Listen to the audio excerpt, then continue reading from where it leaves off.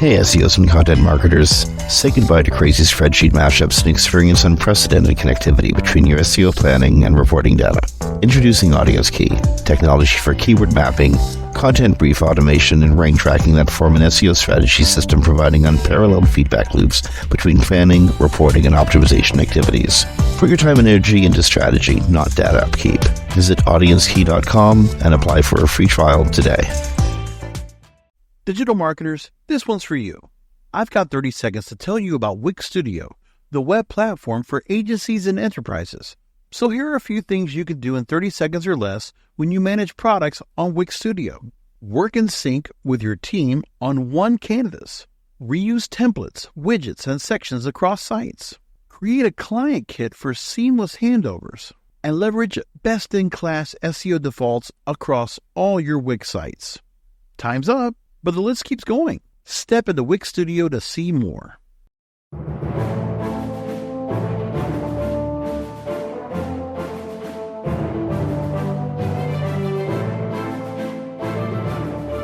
everyone, welcome to Webcology here on WMR.FM. It's the 1st of August, 2024. This is Jim Hedger from Digital Always Media and Kristine Schachinger from Sites Without Walls.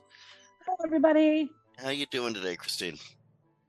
Oh, I'm good. Just lots to do. Lots to do. And DEF CON and Black Hat and B-Sides are next week. So I got to get everything done before that starts. So. Yep, 'tis the season. Yeah.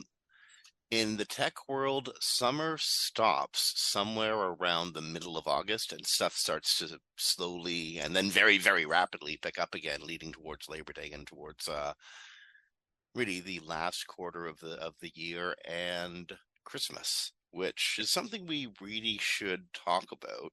There's really only a few typing months left before Christmas, and even though Google figures stuff out really fast, it's time to start thinking a lot about Christmas.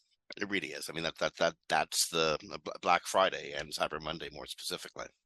Well, Black Friday really starts in September now in the US, which is just crazy. Yeah. It used to be like right that week, then it was like November 1st, then it was like October 1st, and last year there were people even advertising in mid-September. Yeah, well, I mean, this is a leftover from the old brick and mortar retail cycle, where you had to make all of your sales just before Christmas, in the months leading up to Christmas, or you weren't going to be able to afford your rent sometime around February. This is very true. My parents had a store and a Christmas store, so very true, very like that.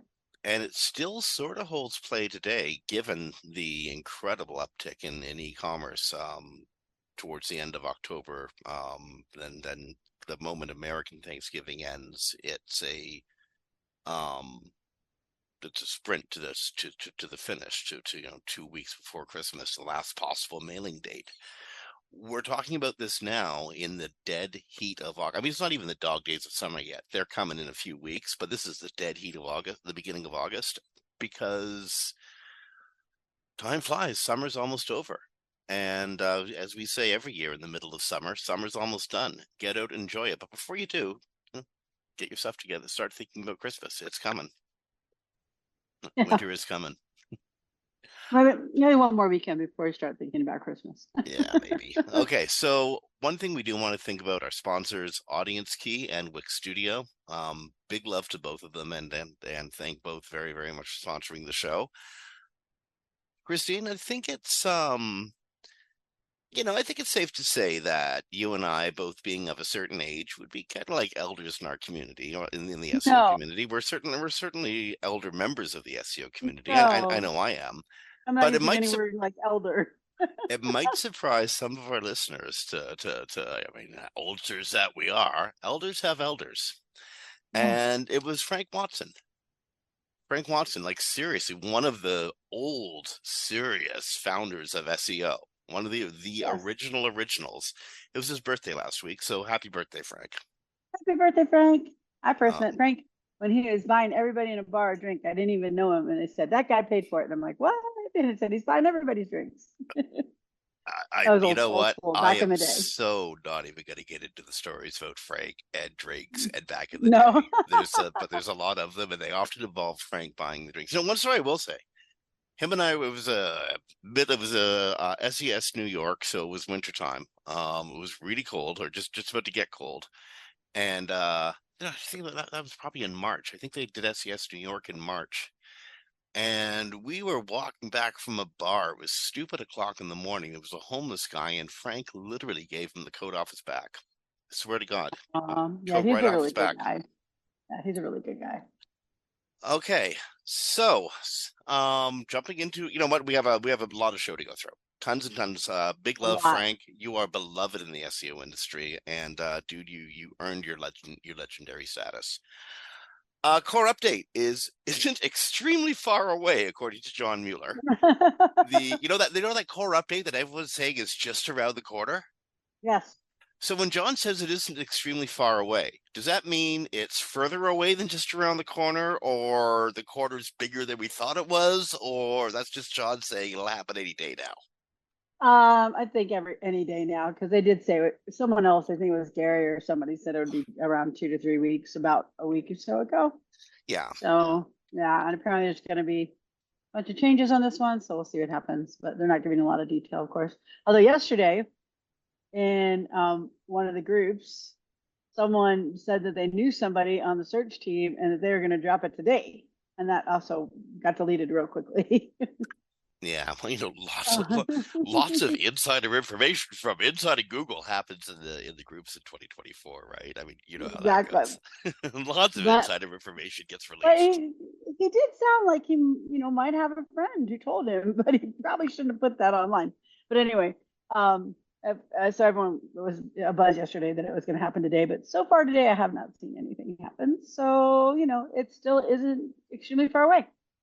No, you know what? Google does have a habit of dropping them like 5 minutes after our show ends, because I'm positive they know True. when we record, and I'm positive that they do this just to vex Totally us. related to us. 17 years of cat and mouse, Kristine. You know, Well, and they're a much bigger cat than we are mouse. So this is true. There isn't a holiday in the next week or two for them to drop it. So, they like to do that to us on Friday of the holiday weekend. you guys don't get a holiday weekend? Not till Oh Labor my Day. goodness! I'm broadcasting from the People's Republic of Canada, where we get holidays anytime the government can throw them at us. I know, it's awesome. It really is awesome. Mostly because we have a winter to die for, or in the middle of, if you're caught outside. And so, especially in the summertime, if it's warm, we're taking as many long weekends as we can. This is, I think, Family Day. I'm not sure what the August long Oh, weekend's called. They make up some name for it. It's I think it might be called Simcoe Day in Upper Canada, otherwise known as Ontario. Americans might remember Lord John Graves Simcoe as the fellow who tried to frustrate the Revolutionary War from the British side. Canadians will remember Sir John Graves Simcoe as the guy who ran Ontario after the Revolutionary War. okay. So there you go. Oh, it's It's interesting. Simcoe And Day. by the Yay! way, a little happiness in the U.S. today. Just want to mention this real quick. People already know by the time this airs, but we did get a prisoner swap today, and some prisoners that have been overseas in Russia in prison for quite some time were released today and are back in the U.S. Not sure if they're back yet, but they are on the way to the U.S. Okay, well, good, excellent. Yeah, yeah. Wall Street Journal reporter and Paul Whelan, who's been in for like 5 years, and then the person who helped Navalny, I cannot say his name, Vladimir. Can't say his last name. But anyway, they were released today, so this is good news. Yeah, very good. If you are noticing a bug in Search Console, well, what you're noticing is a bug in Search Console. Yes. So you're looking to see how your website appeared in search results. You go over to, I don't know, the search appearance tab. You're not going to see all the different ways your results may have turned out. You will see AMP non-rich results, job listing, job details, but everything else apparently has been just isn't appearing. It doesn't mean that you're not appearing. It just means Google isn't reporting it. Yeah, it could be fixed by the time we get done today, for all we know. But Yeah. as of this morning, there was no news of it being corrected yet. So if you've had problems with Search Console for the last 2 days, that would be why. Okay, so today is August the 1st, 2024. Why is this a significant day beyond it being the only August 1st, 2024 in any of our lifetimes? Because this is the day that the first piece of major legislation that covers artificial intelligence officially goes into effect. The AI Act is a piece of EU legislation governing artificial intelligence. It was first proposed in 2020. The law tries to address the negative impacts of AI, and again, it goes into effect August 1st, 2024. I'm sorry, Kristine. I would say yes, but it's also targeting U.S. companies. So it's not. It's targeting U.S. companies mostly because U.S. companies are the ones that are predominantly making the commercial grade and available AI. But True. I Right noticed some now, of the provisions. One of the provisions in the unacceptable risk category, which means it's absolutely banned, it would be social scoring applications using AI to help socially score your citizens, which is distinctly not an American tech giant thing, but more of a People's Republic of China thing. Yeah.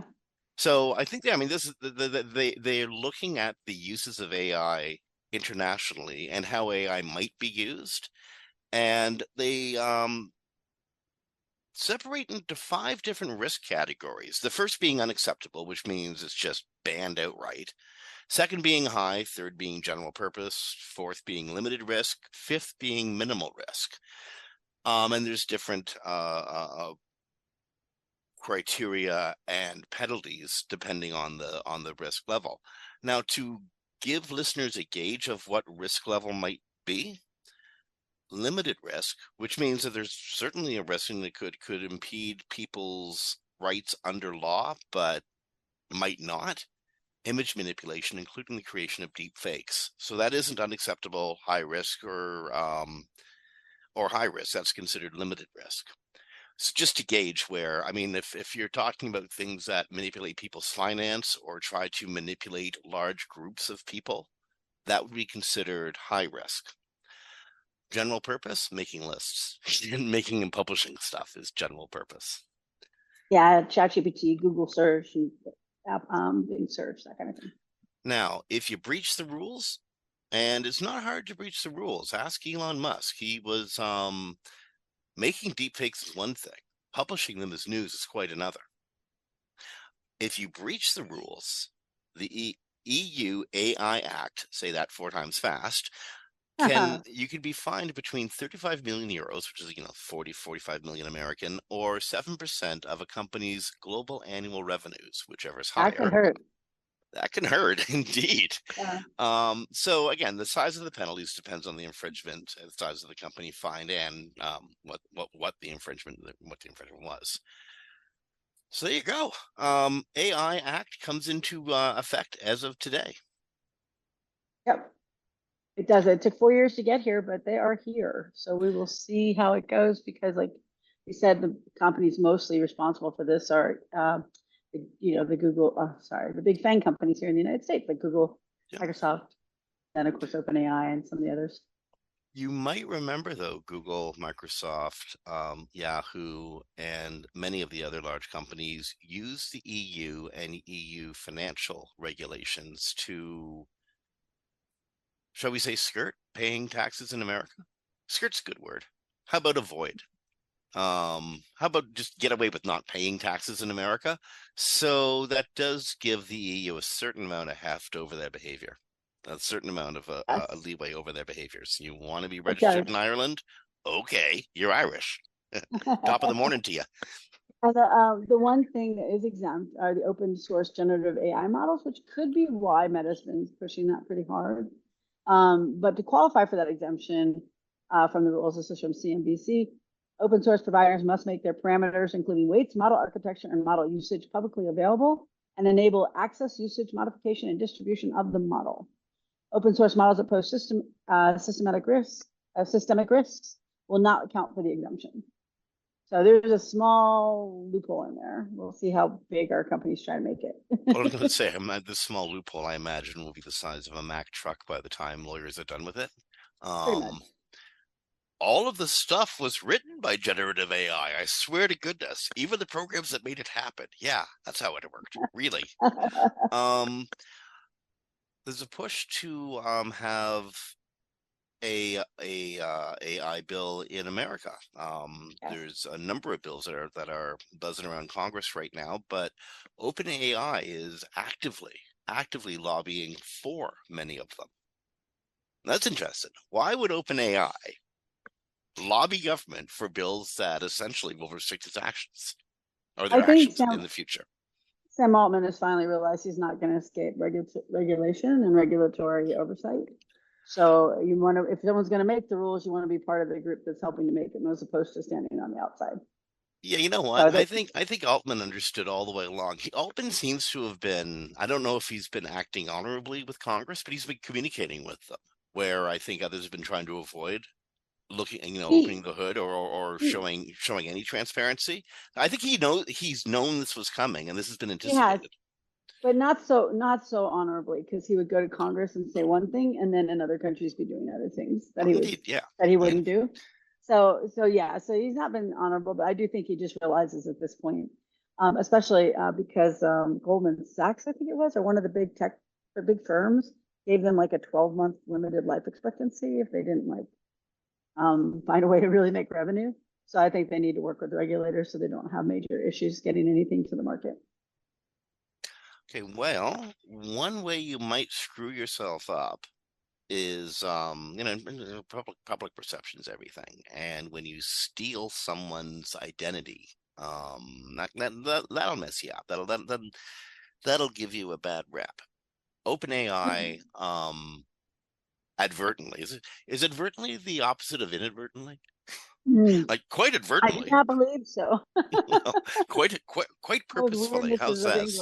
Yes. How's this? Quite purposefully, OpenAI went and stole Scarlett Johansson's voice, repurposed it, and made it the voice of AI. Yeah, they did. Well, they didn't. They used an actor that sounded like her. But in the state of California, there is a law that prohibits that.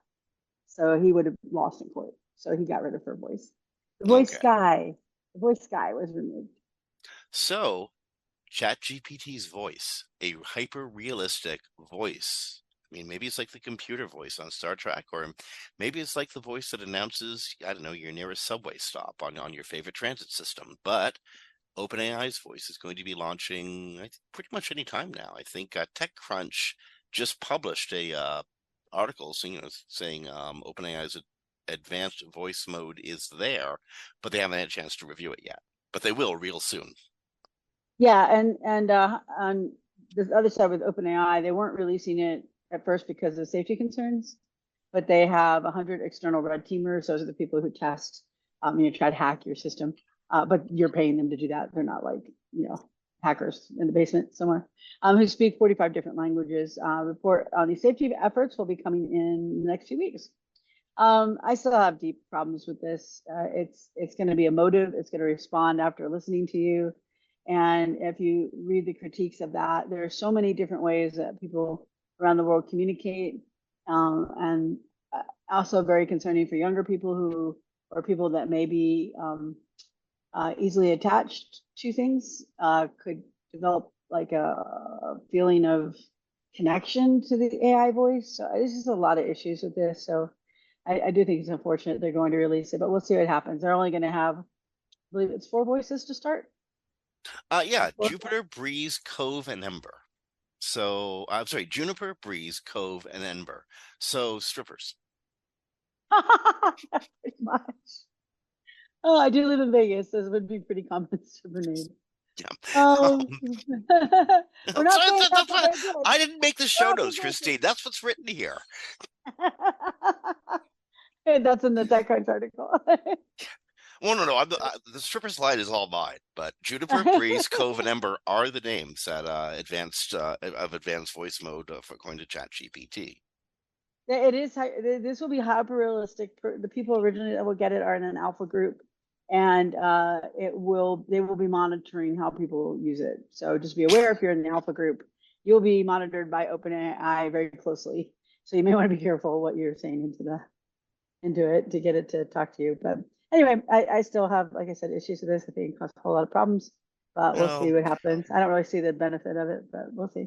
this isn't part of our show notes. I was reading an article the other day that said people's trust in a product decreases when they understand that it's been made with, augmented by, written by, or whatever is associated with AI. If you say new and improved blue widgets, enhanced with AI, people's trust in it decreases.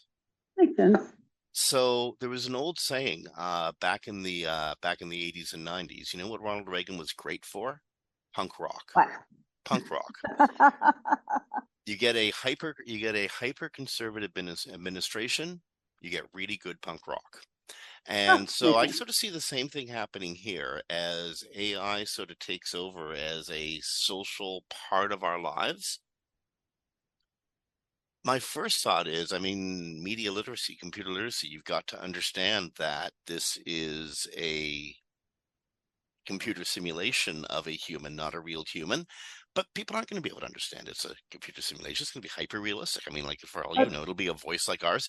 And so people will understand this. And face to face, I think, will be a lot more amenable, more trustable, something people really get into. And maybe this is the rebirth of socialization.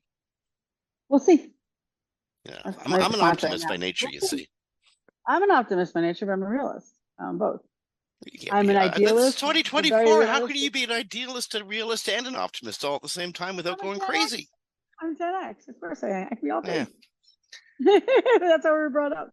Watch an 80s movie, you'll understand, right? I'm Gen X as well, and I know you are. I know. And I'm just all optimism all the time, as everybody well knows. Here's something that makes me optimistic. Did lightning just strike you? No, I don't know. Indeed, no. What's that? Where are you going? Actually, this really pisses me off. Election interference at TwiXter. Yes. This is a wild time in American politics. I've never seen a turnaround in popularity like I've seen in the last 3 weeks. A complete reversal of energy, and a manifestation of that was a Twitter gathering that happened, what was it, 4 or 5 days ago, called White Dudes for Harris, where it was like 4 or 5 million. How many people got together? It was about 200,000 people. They aired it on YouTube, so if someone wants to go see it, they can. Mark Hamill was on there, like all sorts of great celebrities, and they raised at the time 4 million. But I heard the White Women for Harris results come in, and then they won. It was 4 million. By the end of the week, it was 11 million. Okay, so I don't know what their final count is, but their count the other day was $4 million at the end. Okay, a large amount of money. And now if you, they got banned for a while. I think they're actually back again. Overnight, they were banned. Any reference to them or to the Harris campaign or Harris's platform over Twitter is now marked as a dangerous link. That was never happening. That may have changed. That didn't happen. That was a rumor. No, it did. It also happened on Facebook. Oh, really? Facebook marked Democrat links as dangerous. Yes, I tried to share the democracy docket and it would not let me share it. And a bunch of people were posting in my feed that they couldn't share like basic links to basic stories or fundraisers or things like that. Yeah. Well, if the oligarchs are sweating it, the Democrats are probably swinging it. That seems to be the tone of this election. And you know what? I'm a Canadian. Actually, I do have a stake in this. It'll be bad for Canada if one side wins and the other doesn't. That's. I'm not going to get into that, but I do have a stake in this. But I have a bigger stake in, I don't know, democracy. My country practices it. America practices it, but big swaths of the tech world don't wanna. Yeah, they want their crypto world, They wrote about it. The PayPal mafia guys have a vision of a world run by them on tech and crypto. They have practiced in some cities. They try to do a city in Nevada here, but it got shot down. But they do have one in California, and they did a bunch of that in a country in, I think it was South America. I'm not exactly sure, but it failed miserably. Yeah, that So experiment also failed. yeah. You know who wants crypto to really succeed? The one nation state that will absolutely benefit from crypto succeeding? Russia has massive stakes in crypto because that's the one currency that can't be well regulated. One form of currency, I should say, that can't be well regulated. And I dare say that's why part of the new Oh, sure. GOP platform is massive stores of U.S. wealth in cryptocurrency. You know, the big thing, like Musk made more in one day of pushing Dogecoin than he did in anything else, like more money than he's ever made at that time. And there was no regulation that could be brought against him for doing it. So he pumped and dumped it, and he made billions of dollars. Oh, and by the way, part of the issue at Facebook Meta may be that one of their public policy directors wrote the intelligence community chapter of the Project 2025 and is a heritage researcher. Excuse me, could you say that again? Yeah, this is in Japan Times. It came out this morning. The White House reform section was written by Rick Dearborn, Trump's one-time deputy chief of staff, who now works for companies as Shell and Verizon. But then there's Dustin Carmack, a former Trump administration official and current Meta public policy director, who wrote the intelligence community chapter. So yeah, somebody that's doing policy at Meta wrote a chapter in Project 2025. Well, and if people don't know about it, we're not going to get into that here today, but I'm look it up. pretty sure that 90% of our audience is aware of what Project 2025 I'm is. sure. I'm just saying we're not smart and well-informed audience. I'm not touching. We're not getting into it, but I just want that to sink in for a second. Oh my God, I did not know that. Yeah, I think it just came out this morning, or just in my feed this morning. I came out on July 25th in the Japan Times. Just to make sure we get in a whole bunch of trouble. What was the guy's name again? Hold on. Again, it's sorry, I just moved off that section while I was sorry about that. Carmack, Carmack. Definitely worth knowing. Yes, something. And actually, this Japan Times article is really good for somebody, for people to read, because it outlines other people that are involved in tech who are part of Project 2025. So it is in the Japan Times, but it was written in Bloomberg by Emily Birnbaum. And the name of the title is What the Extreme Project 2025 Says and Who Wrote It. Okay. So if you want to look it up, yeah. I absolutely do. And that's definitely something worth knowing, Webcology listeners. Okay, here's something else worth knowing. Microsoft says OpenAI is now a competitor in AI and in search. Yeah. There's going to be like made for TV movies, should there be television 30 years from now. There's going to be like made for YouTube movies about the relationship between like Microsoft and OpenAI. This is going to be like taught in business school as how you do not structure a relationship. What the hell's going on with these guys? I mean, well, they use each other's guts, right? Yeah, pretty much. Remember, we did a story not that long ago about how Microsoft said they didn't need OpenAI anymore. They have the tech now, and they've made their own version. And so on Tuesday, this is from NBC, Dallas Fort Worth. On Tuesday, Microsoft added the artificial intelligence startup to the list of competitors in the company's latest annual report. It's a roster for years that have included mega cap peers like Amazon, Apple, Google, and Meta. But now the one that they're partnered with is actually listed as a competitor. And we'll see what happens, because the search thing isn't even a definite done deal for OpenAI. They're like taking on comments from people allowed into the program first. But we'll see. But yeah, that's just going to be very interesting. But I guess OpenAI didn't ever look into Microsoft's history of, inviting you in and then taking your stuff and then sending you away. And then forgetting you ever existed. Yeah. Yeah. So, okay, just to be clear, does Microsoft still own a piece of OpenAI? I'd have to go look. I know they're still heavily involved in some structure, but it's not how it originally started. So they're in the structure of the company where they still have a big investment, but I don't know if it's still 49%, and I don't know specifically how it's structured. I just saw an article about it a week ago. So we're not talking like awkward like company gatherings or really weird Secret Santa assignations, right? Like this is just they're pretty much going their own ways. OpenAI is doing their thing, Microsoft is doing their thing, and now they're doing things that are butting heads.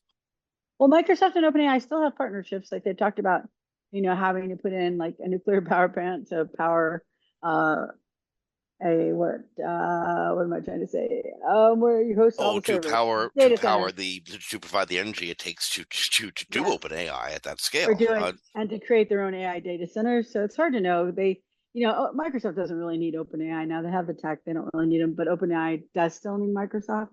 So based on how they're structured, so we'll see. Well, That's my word OpenAI. for today. We'll see. We'll Well, see. it depends It really. OpenAI, does depend.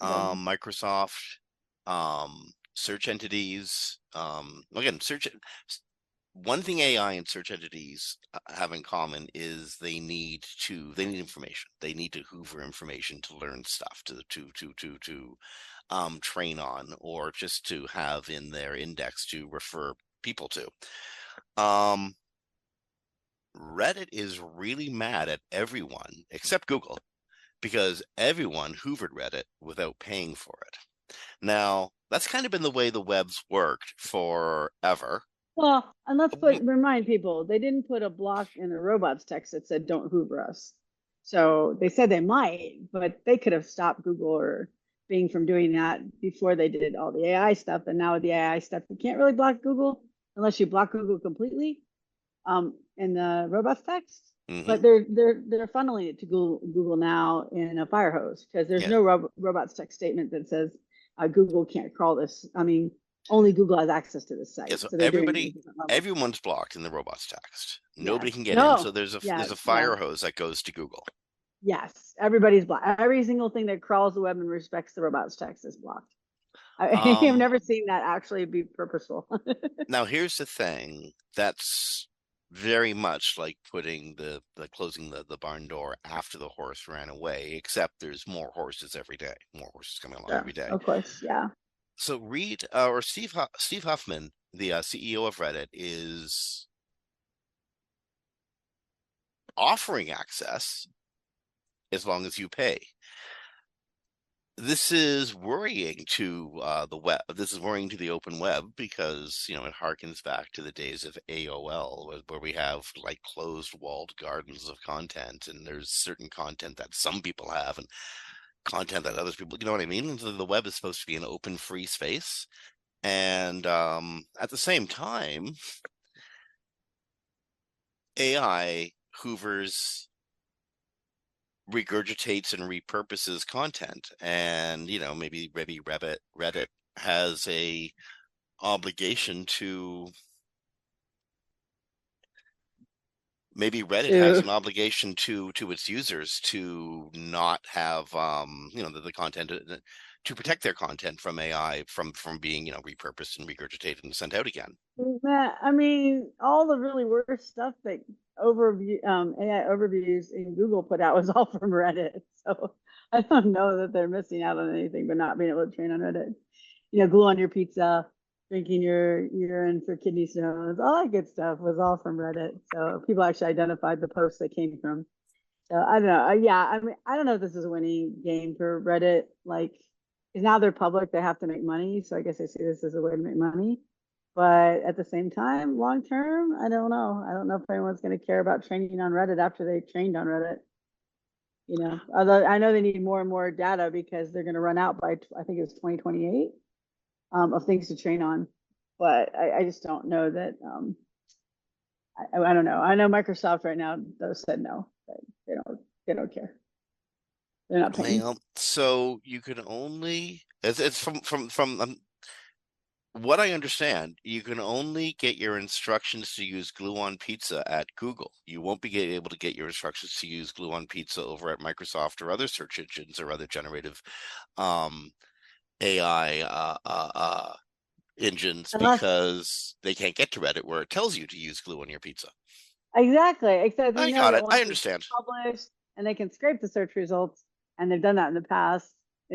So they'll probably get it anyways. They just won't get it directly from Reddit. Okay. Okay, here's one that I'm not sure how I feel about. In some ways, I can see this being really, really, really good. In some ways, I can see this being very, very, very dangerous and difficult. But I haven't used it. I haven't touched it. I haven't played with it. So I honestly don't know. I've just read the Roger Monti article. And if Roger's writing about it, I tend to pay attention. That's true. Okay. Oh, and also they're a sponsor. um, Wix AI. Wix has announced a suite of AI tools that will help you create topics, article outlines for blog posts. The idea being that this AI is going to help you maintain authenticity and, well, basically help you engage and convince potential customers to buy your stuff. Interesting point that Wix made. On average, sites with blogs get 86% more organic traffic than sites without blogs. Which totally makes sense because you have all this informational and general content that your site can be found on. Yeah, and So you're it totally updating makes sense. content frequently, and you have action around the website. People go there. Some people will go there as a destination just to read what you wrote. Google sees that sort of Exactly. stuff, and it's not a ranking factor exactly, but Google respects it. So the Wix still has the following benefits or features. This is a versatile content creation, from ideation to creating full posts or outlines, extensive customization, selecting the outline tool for a suggestion, or structure paired with writing instructions, combining AI assistance with creative control. Titles, image, and SEO optimization tools, blog titles, images, existing text, visual content, making the blog content more visually appealing, access to Wix business solutions. It does seem like though they do have a focus on preserving authenticity, so you can dial up or down how much the AI is involved. Yep. And they can help you with a content plan or a content calendar. So I think I have no issue with anything except the AI writing your stuff The for you entire because post. That's where they got me, where it said the yeah, entire post. I'm like, oh man, you yeah, had to do that. yeah, because we do know that from the groups that you and I are in that people bragged about, oh, I did 1,000 articles with AI and look how great I'm doing in traffic, and then boom, 3 months later, the traffic's all gone, Not and just not coming that. back. Not just that. I honest to goodness read certain people because of the way they write. Of And I course, yeah, same want here. and it how to say this. It takes a while to become to learn to do that. If you depend on AI to write your posts for you, you're never going to learn to do that. And you know what? Most people it won't make a difference for because most people are just middling writers, but some people, if Lisa Barone with in the early days, it was a writer named Lisa Barone. She was probably the most honest writer in search. Like there was just emotion that dripped out of her fingertips.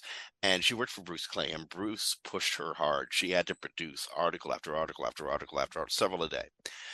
And had she turned to AI, she would never have developed the chops that made her one of the best writers I've ever read in search. True. Yeah. Well, anybody who writes too, like I missed when we took comments away. I sometimes I get just killed in the comments, but it made me a better writer because I knew next time how to write in a way that was more maybe clear, or I made my points better, or I had better research, whatever happened to be. Mm. But I also do. There is a potentially damaging thing for your website. So we also know from a post the other day. Unfortunately, I cannot find the reference right now, but was that Google was going to be concentrating more on eliminating AI content. They consider AI content to be low quality content off the bat. So content is just content until Google assesses it. But when they've determined they think it's AI content, they automatically started at low quality, and you have to do a lot to it to make it high quality. Yeah. Now, that all of that said, there is some really cool things in this tool set. It'll Yeah, help you. It's definitely. something. Do you know how hard it is to do a really good content calendar? And I mean a really good one. It's really difficult. Hard. It's really hard. And to keep Yeah. track of that is really difficult. If Wix's tools could help webmasters produce better I love the image support and the making the post look better, that kind of support. Because most writers have the aesthetic quality of Elmer Fudd. But But just they be write careful well. because Google has stated they do not like stock or AI images in your original content. And that may be true, but when you're mass producing content, that just happens, right? Oh, you won't necessarily get dinged for it, but they definitely prefer it to be Yeah, authentic and real. Yeah. sure. I get that. Okay, we are excuse me, about 20 minutes, 25 minutes away from end of show. We've rounded the corner. Where to next? Ooh, where to next? Well, while we're talking about this content, didn't we have, let's see. Oh, the algorithms, yes. Search algorithms being updated to tackle deepfakes. Yeah. Yeah. I'm not sure if it's actually going to be handling deep fakes or just sort of having if you name somebody. That's If both, you but it's really hard to do algorithmically. Yeah, if you so Google's going to be going after deepfakes. If you look for person X deepfake, that search isn't going to go anywhere. But if you look for celebrity deepfakes and then troll your way through to find person X, Google's probably going to feed content to you that will get you there. So Yes. I mean, like, what do they do here? Well, honestly, they've taken out real name search when in relation to deepfakes. What? Yeah, and they're trying to determine deepfakes. Remember, we know that some of the people, their tools will put in a file in the video that it is AI generated. Also, if there's mass reporting, so they're not going to downrank the top deepfake porn sites Mm-hmm. unless you're a victim and it's mass reported. So, which kind of like, what do? Get all your friends to report? I don't know. But remember the DMCA takedowns? Yeah. Yeah, You I know guess what? It just does strike me that there's a service. If anybody out there is looking for something good to do in the world, here's a service you can provide. Seriously, you want to help very true. people provide reporting of mass deepfakes being published, especially if they're not wealthy celebrities or have deep pocket lawyers. It's a good deed you can do. There you go. Very true. Some webcology fan is going to go out and change the world. Now, if your site is using deepfakes, not just porn, that's just deepfakes in general. Your site could be seen as it could be downranked, meaning you lose your traffic. So it depends on probably how you're using them. Mm-hmm. Like, here's how to do deepfakes in Hollywood. It's probably not going to get downranked, but here's like 100 famous celebrities all deepfake. Nope, that'll probably get you removed from search. So.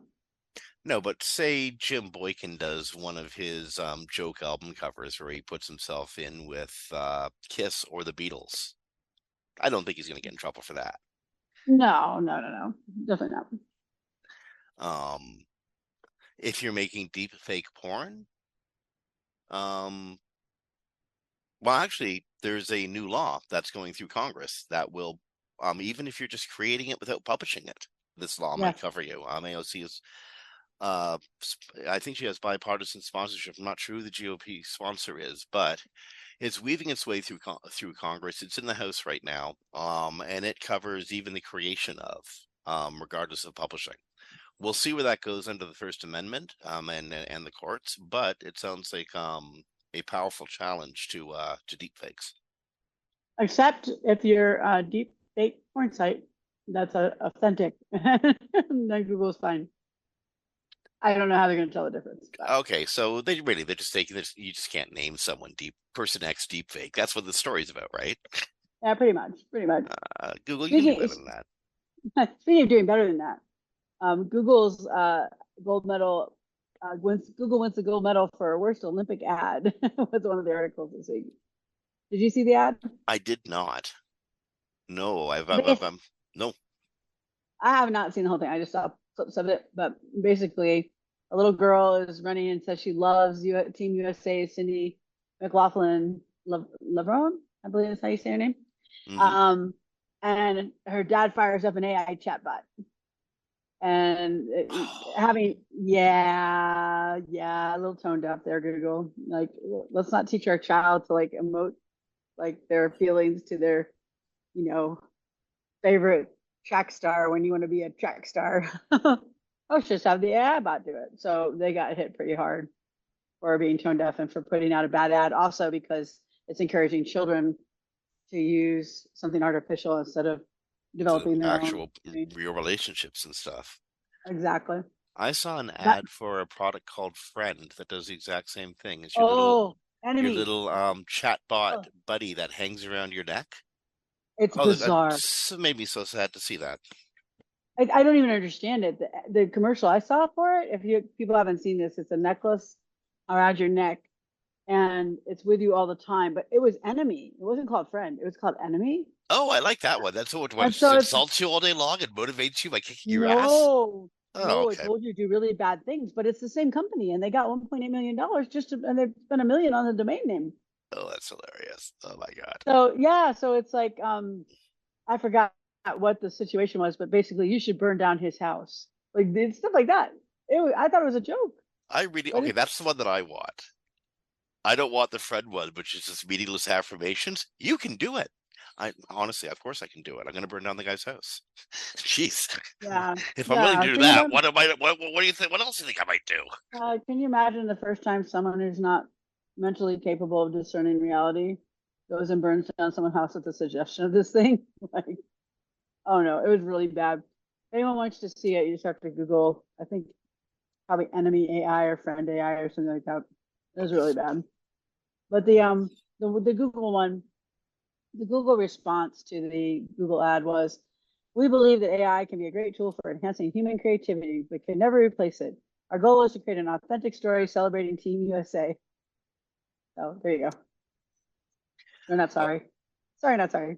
Yeah, here's a story that actually I think we should have covered much earlier in the show. But it's put it down. I put it down a little bit too far on our sheet. JavaScript, the SEO bugaboo of JavaScript. So a big study on how Google search deals with indexing JavaScript has been done. Went and checked over 100,000 Google fetches to test and validate Google's SEO capabilities. Test was performed by Vercel and MERJ. And there's 4 SEO ideas that the study looks at. Number 1, Google can't render client-side JavaScript. Number 2, Google treats JavaScript pages differently. Number 3, rendering queue and timing significantly impact SEO. And number 4, JavaScript heavy sites have slower page discovery. So as it turns out, these are all myths. No, I gotta say one thing there though. When they say Java, you can't read a JavaScript page. If the JavaScript has to be interacted with to create the page content, then the page will not be read. Something's got to trigger it. You're right. Yeah. Okay, so Google can't render client-side JavaScript. According to the study by Vercel and MERJ, Google completely renders 100% of HTML pages. Otherwise, they throw an error. Unless they would otherwise unless the page otherwise throws an error, it renders 100% of HTML pages, whether the HTML is contained in JavaScript or in just straight up code side HTML. Google treats JavaScript pages differently. No, Google successfully renders pages and discovers links. Most pages spend less than 20 seconds in the render queue, so rendering queue and timing does not impact SEO. I'm pretty sure it does. Some pages go longer than 20 seconds. These things actually do make a difference in Google. If you're talking like hundreds of thousands of pages, Google cares. I'm sure they do. JavaScript heavy sites have slower page discovery. In reality, sitemaps eliminate difference between discovery across various rendering methods. So this is a really long study. It's definitely worth reading. In my personal experience, you want to help Google read the HTML by providing pre-render HTML. Yeah, the static HTML will always be faster.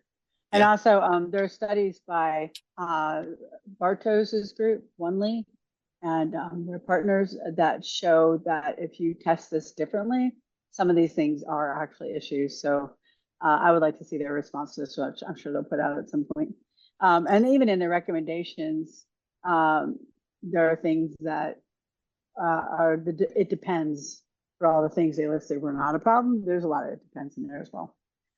Point is, if Now, you can do static HTML, do static HTML. If you can server-side render, do client-side as a last resort, because there are issues with JavaScript according to Google themselves. So, that said, Google is much better at figuring out rendering JavaScript and understanding when there's been changes made to pages. It doesn't have to render all the stuff in your JavaScripts all the time, provided your page hasn't changed that much. well, they have a chart on here that tells you like static site generation, incremental static regeneration, server-side rendering, client-side rendering. Client-side rendering, which is pure JavaScript client-side rendering, always performed on their own chart in their own study, always performed worse than the other ones. So, so do be aware, you can't just do client-side rendering and expect to perform as well as like a static site. Okay, so go check out the study though. Go read the study. You can get links to it from SEO Roundtable or Vercel.com on their blog. From our Never Let Engineers Name Stuff file. Definitely not. It's always a bad idea. Google has released hidden gem stores as a search feature. You Yeah, want to and go that's for it. this? Because I'm just going to start yelling. I know. It's like, I know you keep the arms of the company separate, but did they not know there's already something called the hidden gems algorithms, which has nothing to do with the hidden gem stores? Like, come Hey, on, you guys. know what? I was having lunch and I heard some guy talking about hidden gems at another table, right? And I thought that's a really good name. So I took it. Yeah, it's sort of like the core update in March, April was 5 different things, but they just kept saying core update because, you know, that's easier, I guess. So, okay, but no, but come on, they already have something called hidden gems. So I why know, are but they I got making something else called hidden gems? I know. It's like testing a new feature named Hidden Gem Stores. Shows you Okay, shopping and merchant listings from various stores and brands not related to Google Hidden Gems. And it's just kind of a list with drop downs of different famous brands. I don't know. I don't know how helpful that is. I know that I know there are running shoes called New Balance, and I know there's a store called Famous Footwear and Zappos. So, but that's what they surfaced in the one they displayed in the article. okay, so again, if you're a marketing manager or even somebody in public relations and an engineer comes up and says, I have a really good name for this, shoot them. No jury of your peers is going to find you guilty. Trust me on this. They know, every jury of your peers knows this. You never let engineers name things ever. That's true. Okay, Okay. Sorry? I got some fast stories to go through. Well, I got one more from the Why Are We Talking Okay. About This category. Oh Just so yes, you that's know, right. do not make your We knew a new URLs feature. the Why are we talking canonicals. about? Don't make your URLs canonical because John Mueller says so. By the way, if you have an M dot, catch up to 2024. Google told you to get rid of M dots in 2017, 2018. Yeah, you didn't get the facts? Yeah, Jeez. I know if you're a behemoth, it's hard, but get out the M dot. It has never been a better alternative than a responsive design, and it's just you just need to do it. And for God's sake, don't make them canonical. Yeah, use your alternate, your real alternate for your M dot. Don't make it your canonical, because then Google's all sort of confused, and you put it through a terrible loop, and it probably won't be able to find the content. And everybody knows you're using M dots. Okay, yeah. Let's go on. Okay, so some quick ones. If you have Twitter and you use a Mac device and you use the Twitter app, it's gone away. It's no longer in the store. But the iPad version, which you now have to download, may suspend your account. So be careful before you download it. Why might that happen? Because it only works on Macs with the new Apple silicone chips. Like my Mac is right before that, so it would suspend my account on that Mac.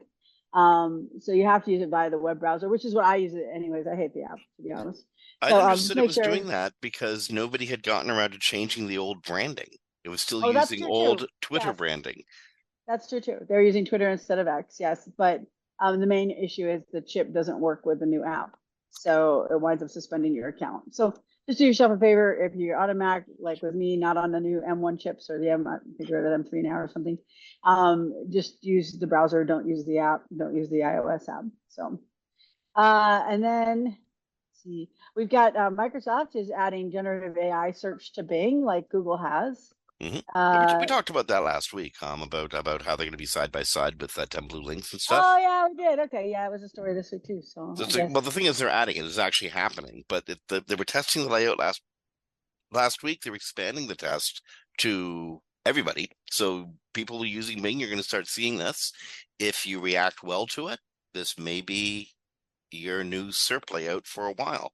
I hope, honest to goodness, if generative results are going to be part of search, and I see use for them in certain cases, I think it's wonderful that there's links, that there's 10 blue links besides, so that people have options instead of having to scroll down and look for them.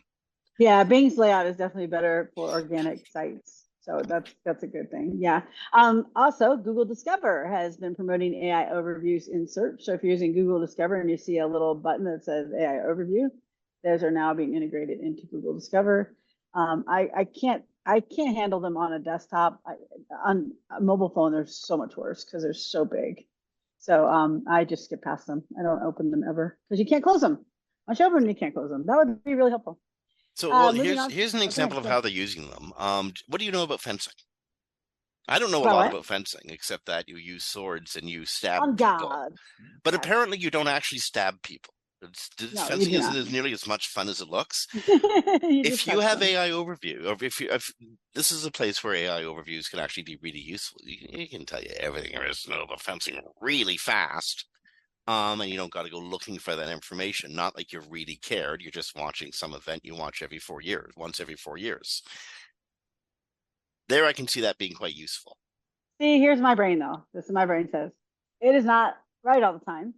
Is the information I'm getting going to be correct? Probably not. So I'm going to go ahead and search for it. So that's what I do. But if you don't care, you're not worried about it. Yes, that's probably helpful. Okay. So are we moving on? Are we done with that one? Let's move on. Okay, Google Maps is getting 2 helpful new features. So they're gonna put a redesign into Google Maps, and then also they're adding 2 ways. They're going to actually show you like where to enter the parking area to get into an area. That happens a lot here in Vegas. It'll say go into this apartment complex, but there's a gate there that you can't get through. Like it's not a gated community; it literally is a gate. Like firemen can go through it, and that's the only people.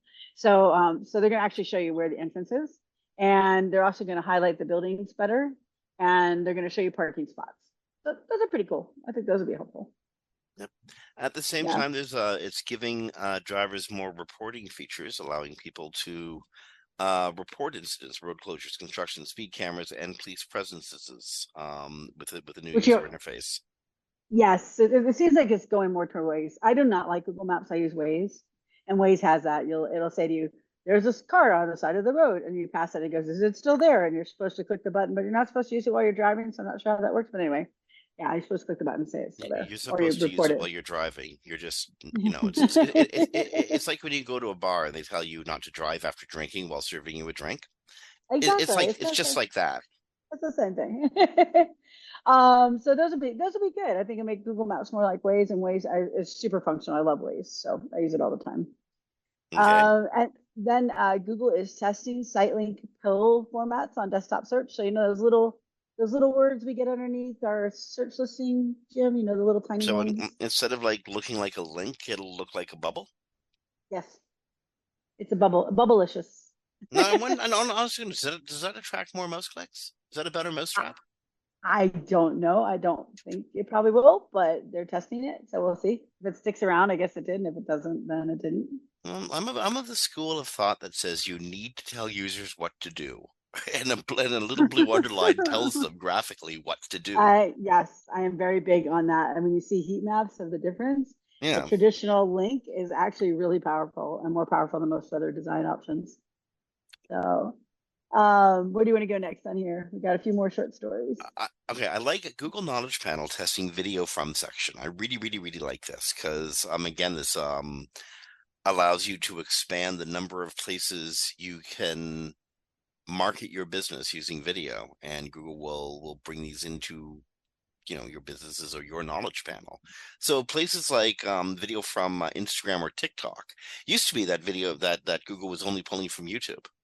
Now it's going to pull from many more sources, and I think again that kind of marketing data freedom is that's going to be really good for certain types of businesses. Definitely. And then we're going to move into the fact that Google is replacing or testing replacing Twitter as the top social media that you see at the top of the page when you like Google a person or a place that someone has an account. What the hell And took they're, them this long? you know, I personally really hate that. And I really wish you had the option to opt out because I have different facets of my life. And Twitter is a different facet. I don't need broadcasts with my name every time someone looks me up. But they're also going to do Facebook, TikTok, Threads. I don't know. I wouldn't really want any of those showing up. So I really think Google should allow you to opt out of that, but they don't. So keep an eye, especially if you're someone who's public or in business, to see what they're pulling up, what they're grabbing from your accounts. I have a deep problem with white supremacy.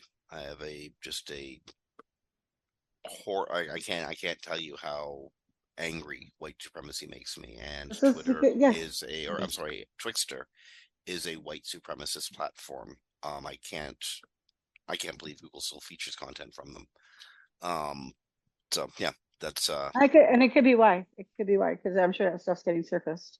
Just the same reason all the advertisers left Twitter is because of that horrible advertising getting placed next to those horrible tweets. Also, something else that Google's going to be doing in search is they're going to allow you to generate a menu for your restaurant. I don't know who else would have a menu, but I guess any product maybe from a photo. So they're going to try to generate it from the photo. I don't know. okay. Seems So faster just to type it in, but that's actually a really cool thing. Think of all the food bloggers, all the quote unquote influencers, my partner Shauna included, who go to a restaurant. When Shauna and I go to a restaurant, she has to have a picture of the food. Shauna's a chef. She's in culinary school and everything. oh, that makes And sense. and this is part of her Sure. thing. She'll put it up on Instagram and write about her experience. This is amazing for I mean it's horrible for persons like me who have to sit there while their partner does this, but this is amazing for restaurants. I mean, you think about all the people who do that, right? No, but it's converting your photo into a menu. Yeah. It includes item names, descriptions, and prices. Yeah. Isn't that neat? That's really cool. Oh, you know what I think they're doing? Now I understand what they're doing. I didn't understand it first. Now I understand. A lot of restaurants use like images of their stuff. Or yeah. Yeah, okay, that is good because a lot of times these images are PDFs and it's horrible and they just don't have a page where their menu items are. So yeah, that would be good. I agree, that would be good. So yeah, again, change my mind in an instant. So again, think of all the influencers, all your customers who come and take photos of your food. Now you've got a way to interact with them. You want that photo. Yes. Oh, and another thing they brought is Google Lens will now using circle functionality on desktop. So like if you have a tablet or something or a touchtop desktop, you can use it to do that, or you can drag the photo into a location and it will tell you more about it. So that's you can drag the lens icon over part of the web page and it will search it for you. So that could be definitely very helpful, especially if it's like a location you don't recognize, or you know, we have some of those people in our industry like, where am I? Guess. Now we can guess pretty accurately. It's put a lens over their photo. And then yeah, I think that there's that's all the stuff in Google search. And then I think we have two more quick stories we should cover, and then we're just a little over time. What's the other? I'm trying to find the other stories. What do you got? Well, one, Google Workspace authentication vulnerability allowed thousands of accounts to be exposed. Yep. What happened was they were able to get around the email verification. So that's, I believe, is being fixed as we speak. And it's not widespread, but it's still something you should be aware of. Now, it only works on email verified accounts, not the domain verified accounts. Yeah, so, and as I understand it, people weren't actually able to get into Gmail or anything, but they were able to get into third-party services. Is that correct? From the article I've read, yes. I haven't read much more on it in depth, though, so it could be right or wrong, but I think you're correct. Well, none of the fake accounts were used to abuse Google services like Gmail or Docs. They were used to access third-party services through the sign-in with Google feature. Yes, which can be pretty massive, because how often do you sign in with Google? I sign in with Google quite a bit. Oh, sure. You know Yeah, what? We were talking about AI deepfakes a while ago. Every AI company out there allows you to sign in with your Google profile because then they get all your juicy Google contact information. exactly. And then moving on to, I think, two of the last ones we should probably say something about. They are in the realm of politics, but they are also in our Okay, area too. so in both cases, Google did not discriminate against the RNC. No, Um, I remember I read an article years ago about how Google did not suppress conservative media or conservative articles. It's kind of the same thing. They made these same claims in 2018, like mhm, almost exactly the same. mhm. So Google autocomplete was not showing Trump's the shooting, and that's because Google has a national suppressor on things that can be violent events, mass shootings, attempted assassination, things like that. So they're working on fixing that, or they may have already fixed it. And then the RNC, the Republican National Committee, filed a lawsuit claiming email spam filters in Google were harming their fundraising. Google won that one in actual court. Actually threw it out. So there is no basis to the suit, and the RNC was not hurt by Google's And spam filters. Google still has a right to limit the number of emails sent in one blast. Because that's what that came down to. That's what Yes. they were mad about. Yeah. Yeah, exactly. And I mean, I have a lot of, it's political season in the United States. I have a lot of political emails sitting in the spam filter, so it would have to affect them uniquely Hmm. versus, everybody else the same. And that's what's happening. It was completely dismissed. There's no basis for the lawsuit. Yeah. So Okay, and by the way, you're going to hear a lot of political chicanery. And normally, often we would caution that this happens from both sides, but I'm not so sure that's as wise a caution this time around. But you know what? You're going to hear a lot of political chicanery in the next few months. Web literacy. One of the things that web culture talks about frequently, especially in the emerging age of AI, is media and web literacy. We are the web professionals. Most people listening to the show have been around the web for quite a while, so use your very best skills to discern what is right and what is wrong, and for goodness' sake, do not pass disinformation during this election cycle. Democracy depends on it. yeah, and it's not just the U.S. There's around the world. We've covered this before. I don't remember exactly how many countries and how many billion. It's like 3 billion people are voting in this next few months. Well, So anywhere some of them you already have. India's already already voted, have, yeah. but Okay. yeah, 2024 was a big year for elections. Yeah. So this is in all countries, not just the United States, but definitely be careful. Yeah. There is going to be a lot of disinformation, especially with the use of AI and AI tools. And what I like to do is I know I have media literacy, so I pass on facts and truth to friends via my social media, so they have the actual information. So like from like Reuters and AP News and stuff like that. So, but it is very important during this time of year. So, and to end on a positive note, hopefully, I will be attending Black Hat, DEF CON, and B-Sides, which are the 3 hacking summer camp. It's called Summer Camp, Hacker Summer Camp here. There's going to be a lot of AI stuff that's going to be covered. So hopefully I will be able to come back next week with some good information for you about how to protect yourself and how to identify things like deepfakes. I'm going to a session actually on deepfakes and AI and disinformation. Brilliant. Okay, Yeah. on that, we have gone full clock. It's more than an hour past the time we started recording on the 1st of August, 2024. So, friends, you've been listening to Webcology recorded live podcast on August 1st, 2024. On behalf of Kristine Schachinger from Sites Without Walls, it's Jim Hedger from Digital Always Media. Be well, rank well, be kind to each other, and we'll talk to you next week. Bye, everybody.